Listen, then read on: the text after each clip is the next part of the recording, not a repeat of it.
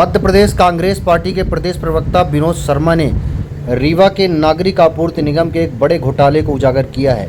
उन्होंने कहा कि ट्रांसपोर्टिंग के नाम पर करोड़ों रुपए का चूना लगाया गया है। उन्होंने यह भी बताया कि तत्कालीन अपर कलेक्टर शैलेंद्र सिंह ने जांच भी की थी, जिसकी रिपोर्ट आज तक कलेक्टर ने उसको नहीं खोला।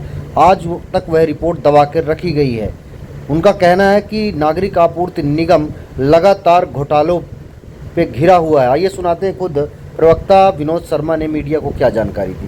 ये जो ये रिपोर्ट नागरिक आपूर्ति निगम जिला एवं विपणन कार्यालय जिला रीवा का जांच प्रतिवेदन है। यह विनोद शर्मा का इल्जाम नहीं, विनोद शर्मा का आरोप नहीं है।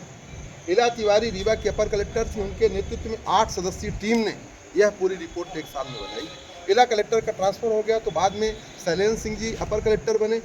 उन्होंने ये रिपोर्ट बनाई और उन्होंने पाया कि 24 अधिकारी मिलके रीवा की जनता का खाद्यान्न का 110 करोड़ का घोटाला किया। कितने का घोटाला? 110 करोड़। मैं साफ शब्दों में कहना चाहता हूं कि ऐसा कोई विभाग नहीं बचा, ऐसा कोई विभाग नहीं जिसको राजेंद्र शुक्ला ने डसा। आप जहां देखो, जिधर देखो, राजेंद्र शुक्ला की छत्र छाया, और राजेंद्र शुक्ला की छत्र छाया, उनका ऊपर संरक्षण। कलेक्टर के पास ये रिपोर्ट कलेक्टर के पास है। आप जाइए, पूछिए कलेक्टर ने इस रिपोर्ट में क्या किया। इन अधिकारी जो साफ साफ है कि बिना टेंडर के हो गए।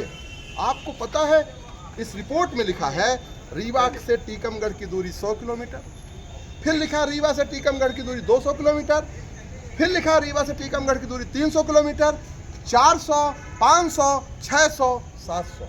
जो मन में आए लिखे जा रहे हैं, जो मन में आए बोले जा रहे हैं, जो मन में आए किए जा रहे हैं। कितनी है किलोमीटर एग्जैक्ट कितनी है? आप सब जानते हैं रीवा से टीकमगढ़ कितना किलोमीटर है, हमको बताने की जरूरत नहीं है। बात सिर्फ ये है कि भ्रष्टाचार कैसे है। यदि यहाँ से कलेक्ट्रेट की दूरी 500 मीटर है तो ये लोग लिख रहे हैं कि कमिश्नरी ऑफिस से 500 किलोमीटर, 50 किलोमीटर। इस प्रकार से जो घोटाले हैं, ये खाद्यान्न का घोटाला, जिसको लेके बड़ी बड़ी बातें हैं कि 80 करोड़ लोग इस खाद्यान्न पे डिपेंड हैं। उन 80 करोड़ लोगों का खाना वो 80 करोड़ नहीं पा रहे लोग। कौन खा रहा? ये अधिकारी खा रहे। ठीक है, इसमें 24 लोगों के नाम हैं, 24 लोगों के नाम। वही व्यक्ति ब्लैक लिस्टेड जो कंपनी हो जाती है, जो ट्रांसपोर्टर ब्लैक लिस्टेड हो गए, उन्हें को बार बार काम, ब्लैक लिस्टेड को एडवांस में पेमेंट नहीं देना है, नियम है। किसके इशारे पे दे दिया? तो मैं तो यही कहता हूं कि रीवा में थोड़ी सी एक गिट्टी भी होती है, उसका क्रेडिट राजेंद्र शुक्ला लेते हैं।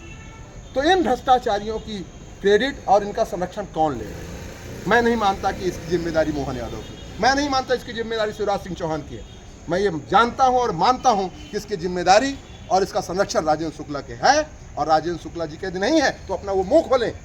136 करोड़, 188 करोड़, आज ये तीसरा 110 करोड़, 42 करोड़ नगर निगम, स्वास्थ्य विभाग का घोटाला। एक दिन ऐसा कोई ना हो, यदि मैं डेली आपके सामने यहाँ खड़ा हो जाऊं, डेली प्रतिदिन आऊं, तो दिन कम पड़ जाएंगे, राजेंद्र शुक्ला के घोटाले कम नहीं पड़ेंगे। और किसको लूट रहे हो? रीवा की जनता को। वो रीवा की जनता जो तुमको 5 बार से रीवा का विधायक बनाई, आज उप मुख्यमंत्री बना दी, अपने सर में बैठा दी।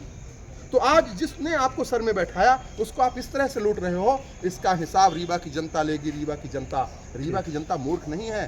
रीवा की जनता को पता नहीं था कि तुम इतने बड़े घोटालेबाज हो।